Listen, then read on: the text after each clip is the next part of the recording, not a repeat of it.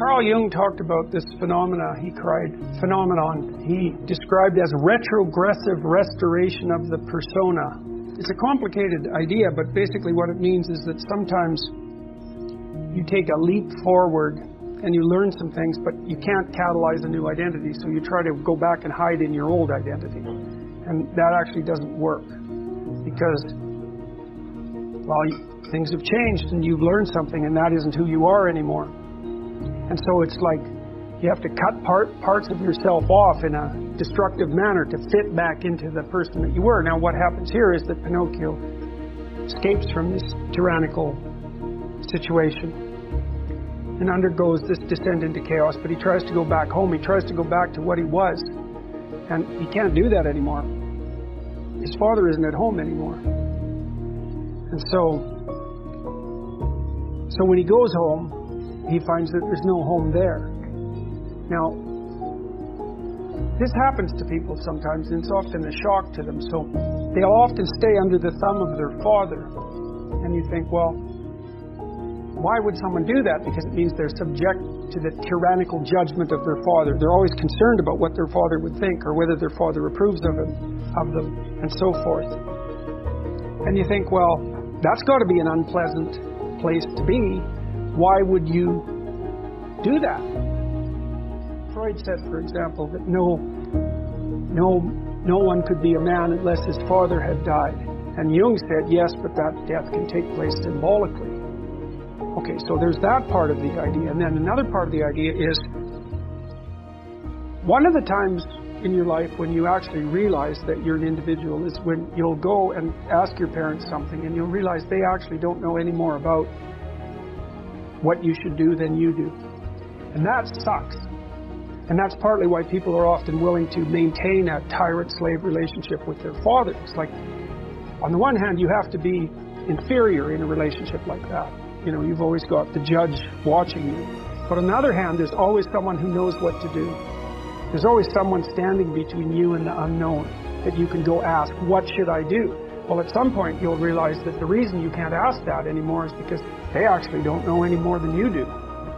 And then that's a pain. Like that is a symbolic death. And that's also when you establish a more individual relationship with your parents. It's at that point that you could conceivably start taking care of them instead of the reverse. And that's a time that should come. But you have to let that image of perfection go. And that exposes you. Well, that's what happens here. You know, Pinocchio goes home and he wants things to be the way they were, and he wants to stay under the careful care of the benevolent father, but that's no longer possible. He's past that point, and that's why the father has disappeared. And so Geppetto has gone off to look for Pinocchio because he also needs a son, but in any case, the house is abandoned. And so then we see inside the house that everything's covered with cobwebs and everything's gone, and Pinocchio and the crickets sit on the steps and they're very concerned. First of all, they wonder where he went, so they're actually concerned that he's gone, but they also don't know what to do because there's just no going home. And so, you know, that's also the case that once you hit a certain point in your development, well, it's the same thing we already talked about. The answers that you're looking for are not going to be found in your parents' house. It's as simple as that. Now, you could artificially maintain your dependency, but, you know, if you do that for too long, things get pretty ugly.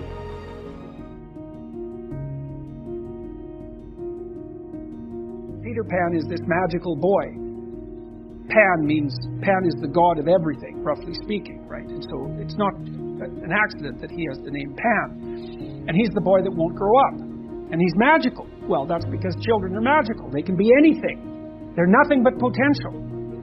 And Peter Pan doesn't want to give that up. Why?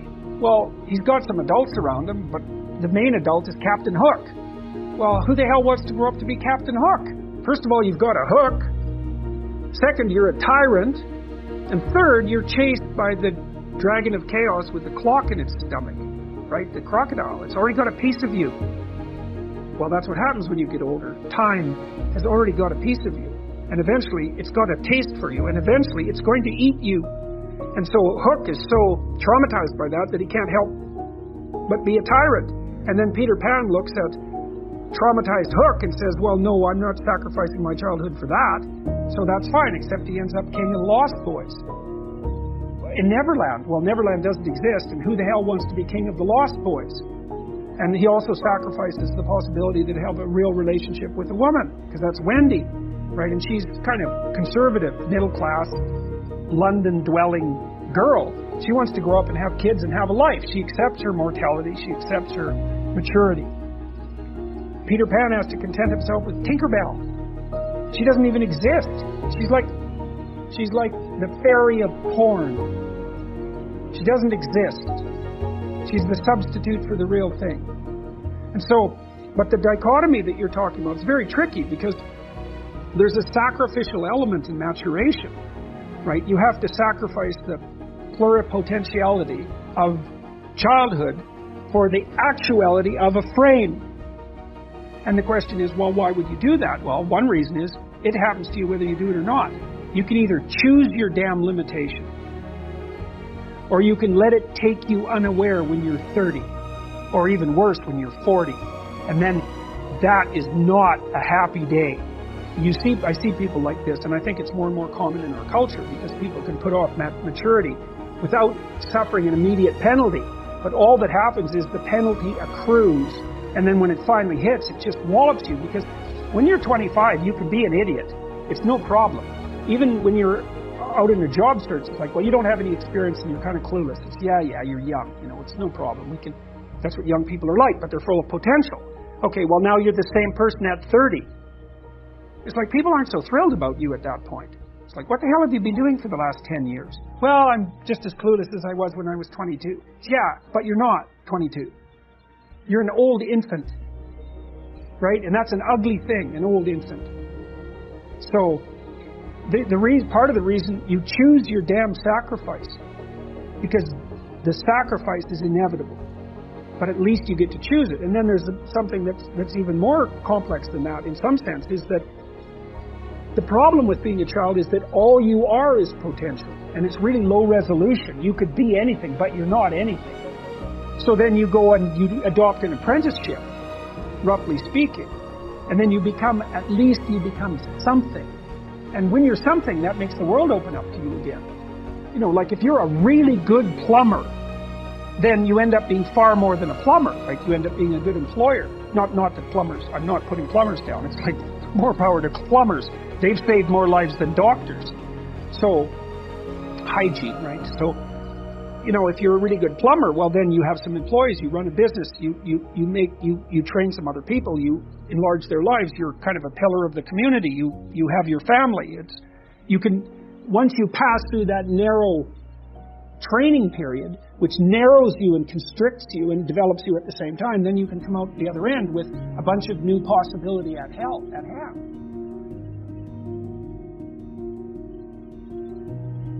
And the Lord said unto Abram, and this is the opening of the story: get thee out of thy country, and from thy kindred, and from thy father's house, unto a land that I will show thee. And this is one of those phrases where every clause is significant. Go somewhere you don't understand. That's the first thing. Get thee out of thy country. Back in the 1920s, there was a whole slew of American writers who ended up as expatriates in Paris, Hemingway among them, and a variety of others. It was very inexpensive in Paris at the time, and part of their transformation into great literary figures was the fact that they were out of their country, and now they could see what their country was, because you can't see what your country is until you leave it. So you have to go into the unknown, and that's God's first command. Go into the unknown, because you already know what you know. And that's not enough unless you think you're enough. And if you're not enough and you don't think you're enough, then you have to go where you haven't been. And so that's the first commandment to Abraham. It's like, okay, that's a good one. That makes perfect sense. Go to where you don't know. Yes. And from thy kindred. Well, what does that mean? It means grow up. Right? That's what it means. It means get away from your family enough so that you can establish your independence. And that isn't because there's something wrong with your family, although perhaps there is, as there is perhaps wrong with you. But it means get away. I talk to people very frequently whose families have provided them with too much protection. And they know it themselves. And that means they're deprived of necessity. one of the things that you see in the United States, for example, is that the children of first-generation immigrants often do better than their children. And the reason for that is that the children of first-generation immigrants have necessity driving them. And you don't know how much you need necessity to drive you, because maybe you're not very disciplined. And if a catastrophe doesn't immediately befall you if you don't act forthrightly today, then maybe you never act forthrightly, right? Because the gap between your foolishness and the punishment is lengthened by your unearned wealth. And so you never grow up and learn, and you have to get yourself away from your dependency in order to allow necessity to drive you forward. And that's to become independent and to become mature. And I think part of what's happening in our culture is that the force that's attacking the forthright movement forward of young men in particular is afraid of the power of men, because it's confused about the distinction between power and authority and competence. Like a man who has authority and competence has power as a byproduct, but the authority and competence is everything. And people who can't understand that fail to make the distinction between power and authority and competence, and they're afraid of power, and so they destroy authority and competence. And that's a terrible thing, because we need authority and competence. What else is going to allow us to prevail in the long run? And so you get away from your country, and you get away from your kin, and from your father's house, right? And you go out there and you establish yourself in the world. It's a call to adventure. That's what the first lines in the Abrahamic story is, a call to adventure.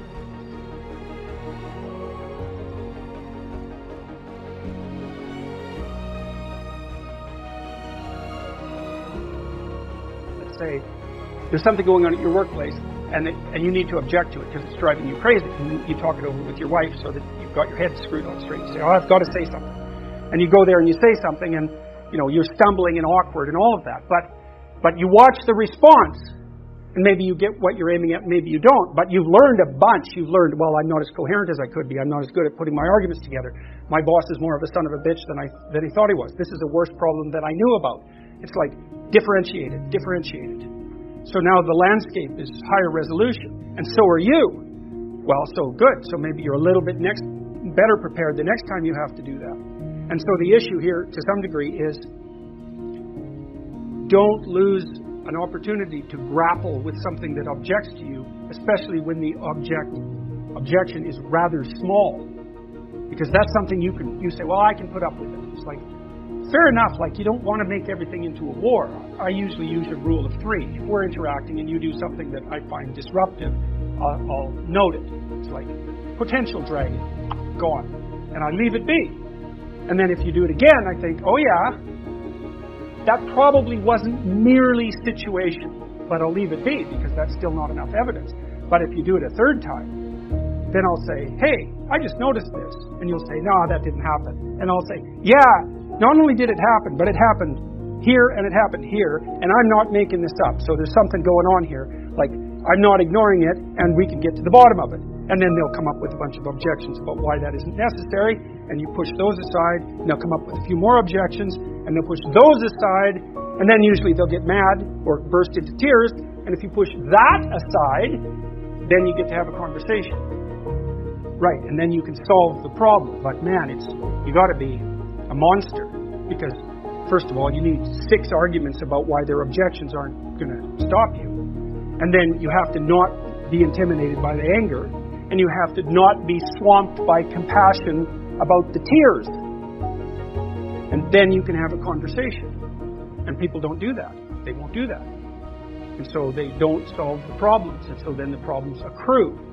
Right? And if they accrue over 15 years of a relationship, then they end up fat, ugly, and in divorce court. Let's say that you've been in a long-term relationship and it collapses. Let's say you had a tendency towards alcoholism. You weren't so great with regards to your drug use. You're not that conscientious. And you had like 4 or 5 kind of low-rent affairs. And you know it. Your marriage collapses. Bang. Well, who do you first meet when you fall into chaos? You meet King of the Monsters. and he's you. It's like, why did my marriage fall apart? What did I do wrong? Bang, bang, bang, bang, bang. I did all these things wrong. Why? Because that thing inhabits me. What is it? Well, that's the most horrifying question. Well, that's why. So down there in the archetypal space, all these things lurk. The hero and the adversary. You've just met the adversary. Well, maybe you were a tyrant. That's certainly possible. Maybe everything around you was chaotic. So what do you encounter when things fall apart? You encounter the adversary, you encounter the tyrant, you encounter the catastrophe of nature, and you encounter the dragon of the chaos. And they're all intermingled. You have to sort that out. That's what happens to Alice when she goes down the rabbit hole, right? She meets the Red Queen. The Red Queen is always running around. Off with their heads, off with their heads. And she says, in my kingdom, you have to run as fast as you can just to stay in the same place. And down the rabbit hole, you meet the archetypes. If you're in a workplace and pathological things are happening, and this is easy. I can tell you how you know if pathological things are happening at your workplace. Or they're happening with you. One of the two. But you can straighten that out. If you're being required to do things that make you weak and ashamed, then stop. Don't do them. Like one of the things I learned from Solzhenitsyn and Frankl was that systems go terribly out of control when people don't stop them when they're going mildly out of control. You know, and you might say, I should just keep my goddamn head down and shut up. It's like, maybe you should. Like, that's not bad advice. You know, you don't want to make unnecessary enemies, and you don't need any more trouble than you need. But you got to ask yourself on a day-to-day basis, what makes you think you're not selling your soul? You know, and there's so much foolishness going on in the mid-level bureaucratic world now. That's where all the tyranny seems to be focused. And the reason that it multiplies is because sensible people say nothing when they should say something. And what's so strange about that is that there are way more sensible people than people who aren't sensible. They're just not as noisy.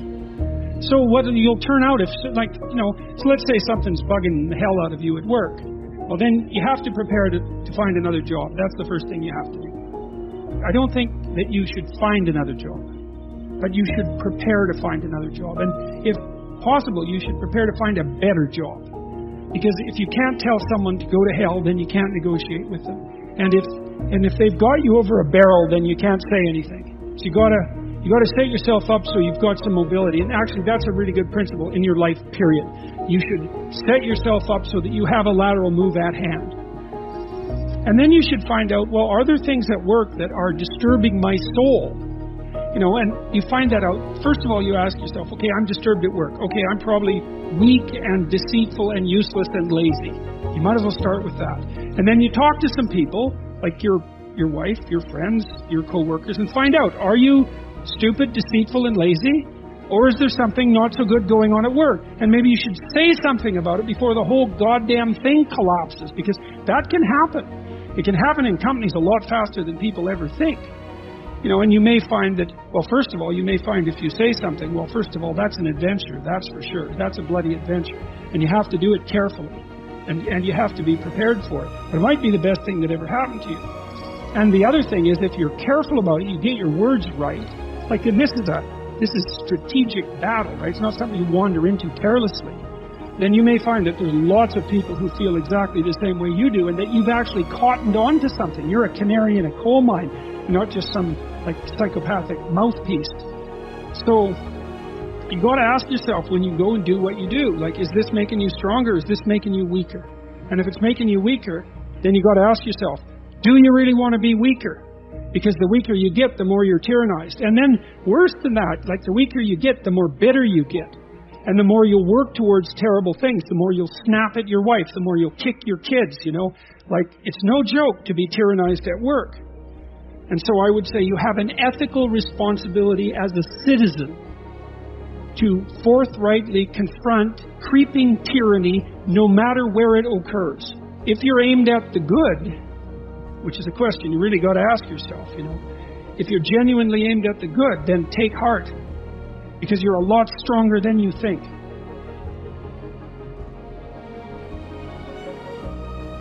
But the other thing you got to tell people is, pick your poison. You may be in a situation where you don't have a cakewalk to the Garden of Paradise. You got tyranny or famine. Those are your choices. But you get to pick which one you have. And I would say if you're being oppressed, and I mean in your soul, by what you're required to swallow at work, well, you think you're not paying a price for that? You got no self-respect, and rightly so. But worse than that, you're an agent of your own destruction. You're destroying your own ideal, and you're letting people who are weak and corrupt win. And if you stood up and stood up properly, but you have to put yourself in order to do this, at least to some degree, right? You can't do it casually. You have to do it from some position of preparedness and strength. Then what makes you think you couldn't scare them back into the corners? And that would be a good thing. And, the alternative, personally, is bad because there's a psychological degeneration that goes along with it. I've seen this with many, many of the people that I've worked with who have been tyrannized in the workplace to the absolute detriment of their psychological and physical health, right? To the point of collapse, confronting these crazy, crazy things when they were sensible people. That's a terrible price to pay, man. Like, it's a bad price. And then, if the foolishness isn't dealt with at the local level, when it's still relatively trivial, then it will multiply until it's dealt with at the social level. And we're seeing signs of that already. Antifa is a good sign of that. And problems that aren't solved multiply, and soon people fight. And better to argue than to fight. Unless you want to fight. And some people want to fight. And I can understand why, but I wouldn't recommend it because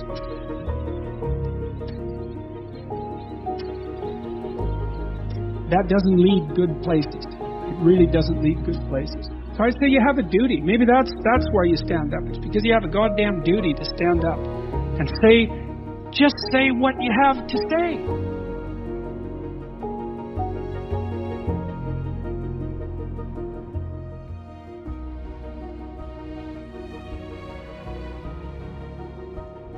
Well, it shouldn't be our life goal. Because there are times in your life when you're not going to be happy. And then what are you going to do? Your goal is demolished. And there are going to be plenty of times in your life when you're not happy. There might be years. And so it's a shallow boat in a very rough ocean. And it's based upon a misconceptualization. Happiness is something that descends upon you. Everyone knows that. It comes upon you suddenly, and then you should be grateful for it because there's plenty of suffering. And if you happen to be happy, well, wonderful. Enjoy it. Be grateful for it, and maybe try to meditate on the reasons that it manifested itself. Right? Because it can come as a mystery. You don't necessarily know when you're going to be happy. Something surprising happens and delights you. And you can analyze that. You can think, well, I'm doing something right. I'm in the right place right now. I've done something right. Maybe I can hang on to that. Maybe I can learn from that. What you should be pursuing instead is, well, there's two things. You should be pursuing who you could be. That'd be the first thing. It's like, because you're not who you could be, and you know it. You have guilt and shame and regret, and you berate yourself for your lack of discipline and your procrastination and all your bad habits. You know perfectly well that you're not who you could be. And God only knows who you could be. And so that's how you should be that's what you should be striving for. And associated with that, you should be attempting to formulate some conception of the highest good that you can conceive of, that you can articulate. Because why not aim for that? It's like your life is short and it's troublesome. And perhaps you need to do something worthwhile with it. And if so, then you should do the most worthwhile thing. And you should figure out what that is for you. And part of that's definitely going to be to develop your character as much as possible, to dispense with those parts of you that are unworthy. And then maybe, if you're fortunate, and you do that carefully, then happiness will descend upon you from time to time. And that's the best you've got. And then also perhaps during sorrowful times, or worse, evil times, the fact that you've strengthened your character and that you're aiming at the highest that you can conceptualize, that'll give you the moral fortitude to endure without becoming corrupted during those times. And to be someone who can be relied upon in a crisis. There's an aim. Well, the mission is the improvement of your character, the constant improvement of your character. And I think a lot of that's done in dialogue with your conscience. It's like your conscience is always telling you. Socrates said this thousands of years ago. Your conscience is always telling you what you shouldn't be doing. And one of the things Socrates said was what discriminated him from the run-of-the-mill person, and why perhaps we still know of him so many thousands of years later, was that when his conscience told him not to do something, he didn't do it. He stopped saying the things that he shouldn't have been saying, and he stopped doing the things he shouldn't have been doing. And that's a start, you know. That's a discipline, I would say. That's the ability to follow a certain kind of intrinsic discipline. And maybe that's merely the cessation of evil. That's not exactly the same as the pursuit of positive good. Let's say you haven't got there yet, but that's a start. You clear away the obstacles from your vision by ceasing to engage in those activities you know to be wrong.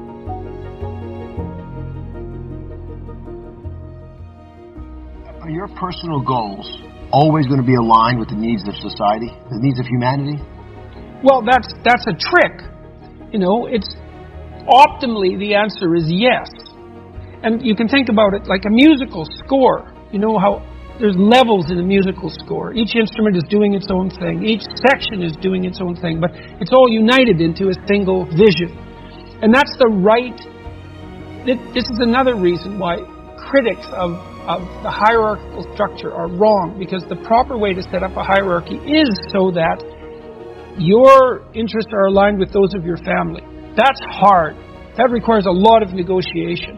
And then you and your family have your interests aligned with those of your local community, right? So that all of those levels are reinforcing each other. And then those are united at the higher level, at a higher political structure. And that's an equilibrated state, to use a phrase from the developmental psychologist Jean Piaget. It's a game that everyone wants to play, and it's working for everyone at the same time.